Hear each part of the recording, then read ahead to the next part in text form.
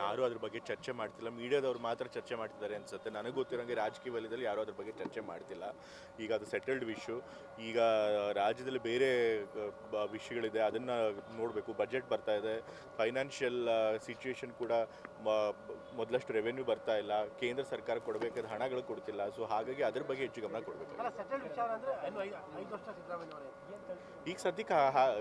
ಈಗ ಸದ್ಯಕ್ಕಂತೂ ಹಾಗೆ ಅನ್ನಿಸಿದೆ ಅಲ್ಲ. ಈಗ ಯಾರು ಕೂಡ ಸಿದ್ದರಾಮಯ್ಯ ತೆಗಿತೀವಿ ಅಂತ ಯಾರು ಕೂಡ ಹೇಳಿಲ್ಲ. ಹೈಕಮಾಂಡ್ ಅವರು ಕೂಡ ಏನು ತೆಗಿಬೇಕು ಅಂತ ಬೇಡಿಕೆ ಕೊಡ್ತಾ ಇದ್ರು, ಅದಕ್ಕೇನು ಮನ್ನಣೆ ಕೊಟ್ಟಿಲ್ಲ. ಸೊ ಹಾಗಾಗಿ ನನ್ನ ಪ್ರಕಾರ 5 ವರ್ಷ